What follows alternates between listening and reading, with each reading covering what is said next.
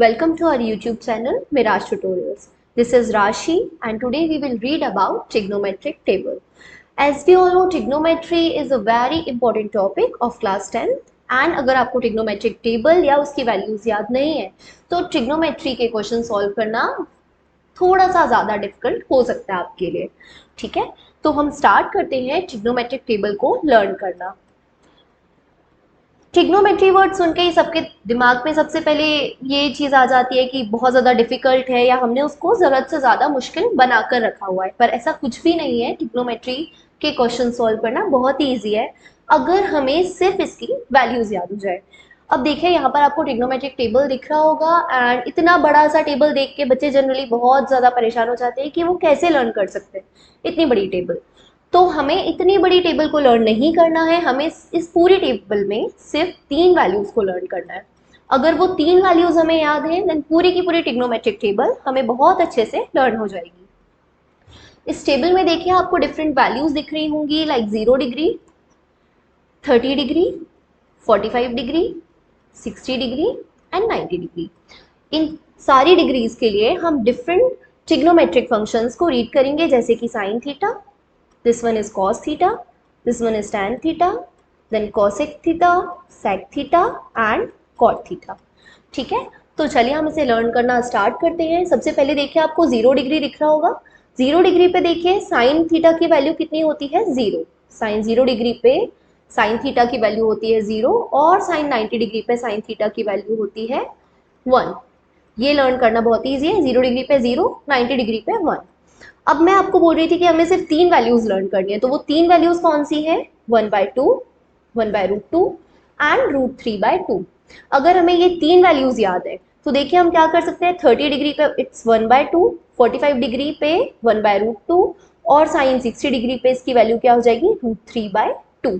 1/2, 1/√2 and √3/2। अब देखिए सारे साइन फंक्शंस को अगर हम उल्टा कर देते हैं तो हमें कॉस की वैल्यू मिल जाएगी। जैसे साइन 90 पे वैल्यू क्या है, 1। यही वैल्यू हम देखिए कॉस 0 पे 1 मिलेगी।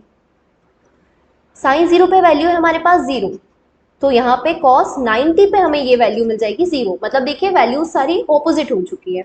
ठीक है, उसके बाद यहाँ पे देखिए क्या दिख रहा है, √3/2। ये √3/2 यहाँ आ गया, ये क्या हो गया, √3/2।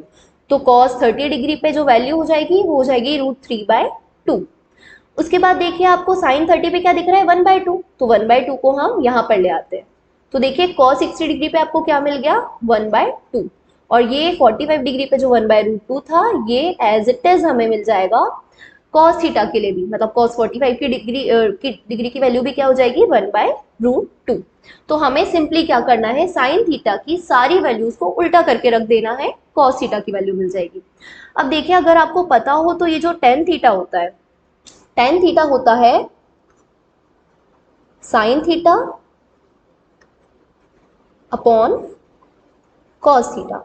मतलब साइन थीटा और कॉस थीटा की वैल्यूज को अगर हम डिवाइड कर दें तो हमें मिल जाती है tan थीटा की वैल्यू। तो यहाँ पे देखिए साइन 0 डिग्री पे वैल्यू क्या है, 0। कॉस 0 डिग्री पे है 1। तो अगर हम 0/1 कर देंगे तो हमें tan की वैल्यू क्या मिल जाएगी, 0। ये तो सिंपल रूल है मैथ्स का, 0/1 हमेशा क्या हो जाएगा, 0 हो जाएगा।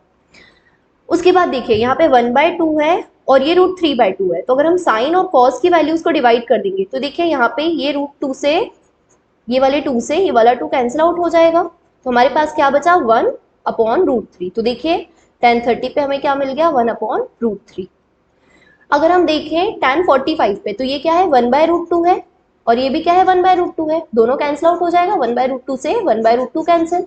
तो क्या मिल गया हमारे पास, 1। इसलिए tan 45 पे डिग्री हो जाएगी 1। उसके बाद देखिए यहाँ पे 60 डिग्री पे क्या है, √3/2 और cos 60 डिग्री पे क्या है, 1/2। तो इसका ये डिनोमिनेटर का 2 ये वाले डिनोमिनेटर के 2 से कैंसिल आउट हो जाएगा। तो वी विल गेट √3/1। √3/1 को हम लिख सकते हैं √3।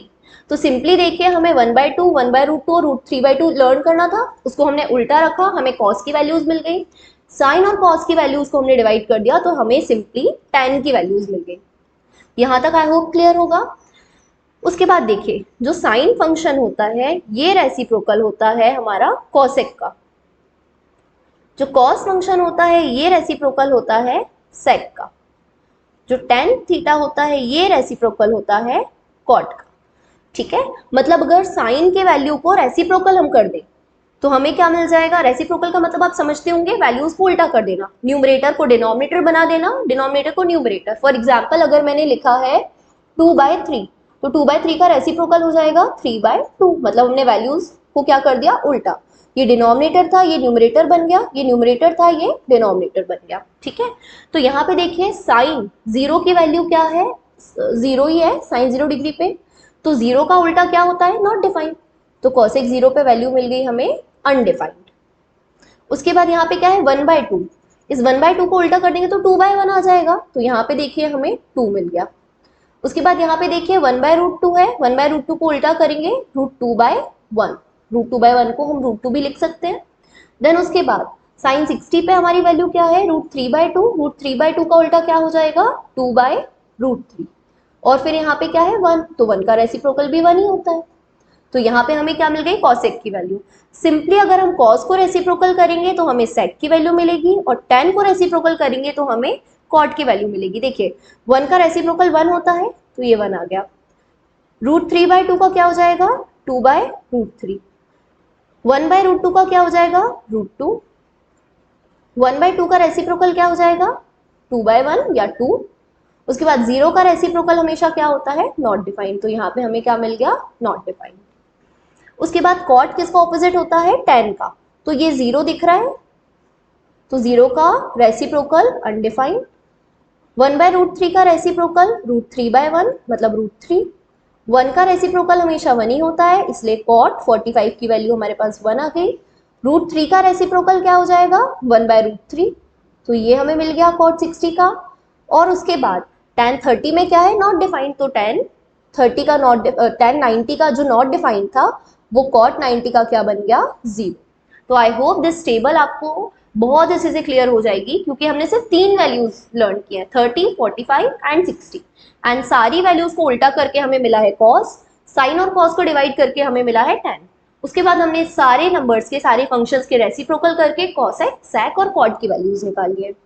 ओके, अब देखते हैं जो हमारी ये वैल्यूज है ये जनरली यूज होती है राइट एंगल ट्राइंगल में। तो यहाँ पे आपको राइट एंगल ट्राइंगल दिख रहा होगा, यहाँ पे ट्राइंगल का नेम क्या है, ट्राइंगल ए बी एंड सी, ये 3 वैल्यूज हैं, और यहाँ पे क्लियरली ये हमें दिख रहा है 90 डिग्री का। ठीक है, अब इस 90 डिग्री ट्राइंगल में ये जो नीचे वाला लाइन होता है दैट इज बी सी, तो बी सी हमारा क्या है, बेस है। उसके बाद वैल्यू है ए बी, तो ए बी हमारा क्या है, परपेंडिकुलर है। और उसके बाद हमें वैल्यू दिख रहा है ए सी, तो ए सी क्या हो जाएगा, ए सी को हम बोलते हैं हाइपोटेनियस। तो ये हो जाएगा बेस, परपेंडिकुलर एंड हाइपोटेनियस। अब इन सारे फंक्शंस के, ट्रिग्नोमेट्रिक फंक्शंस की वैल्यू निकालने के लिए आपको एक छोटा सा ट्रिक याद करना है। वो ट्रिक क्या है हमारे पास, पीवीपी एचएचबी। ठीक है, इसे रिपीट करते हैं, पीवीपी एचएचबी। अब ये होता क्या है पीवीपी एचएचबी, तो हम देखते हैं। सबसे पहले अगर हम फंक्शंस के नेम लिखे तो क्या हो जाएगा, sine theta, cos theta, tan theta. ठीक है, इसके ऊपर मैं लिख देती हूँ P B P H H B. तो यहाँ पे देखिए जो साइन थीटा होता है ये होता है परपेंडिकुलर अपॉन हाइपोटेनियस, ये perpendicular upon hypotenuse. Cos theta क्या होता है, base upon hypotenuse.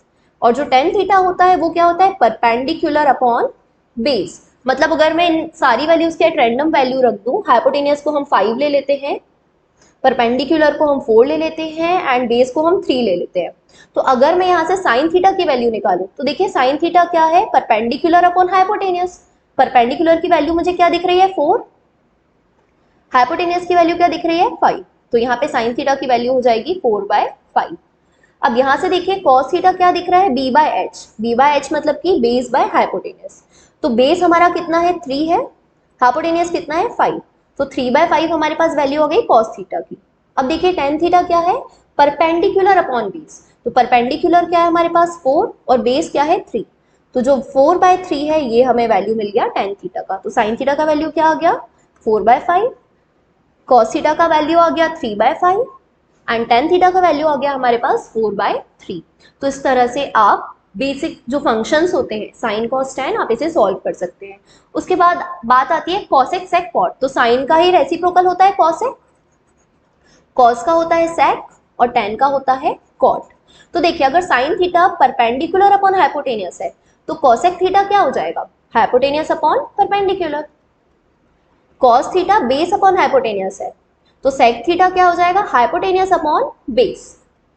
Ten theta अगर परपेंडिकुलर अपॉन बेस है तो कॉट थीटा क्या हो जाएगा, बेस अपॉन परपेंडिकुलर। मतलब सिंपली हम वैल्यूज को रेसिप्रोकल करके sine cos tan cosec sec और कॉट की वैल्यू भी निकाल सकते हैं। देखिए साइन थीटा क्या है 4/5, तो कॉसेक थीटा क्या हो जाएगा हमारे पास 5/4। ठीक है, उसके बाद यहाँ पे देखिए कॉस थीटा क्या दिख रहा है 3/5, तो सेक थीटा क्या हो जाएगा 5/3। टेन थीटा क्या है 4/3, तो कॉट थीटा क्या हो जाएगा 3/4। तो ये बेसिक था हमारा ट्रिग्नोमेट्री का। अगर आपको इतनी चीजें, इतनी बेसिक चीजें क्लियर है then trigonometry will be easy for you. Okay, so thank you for watching. I hope आपको इस वीडियो में जितनी भी जानकारी दी गई है वो अच्छे से क्लियर होगी। Please like share and subscribe our YouTube channel Miraj tutorial.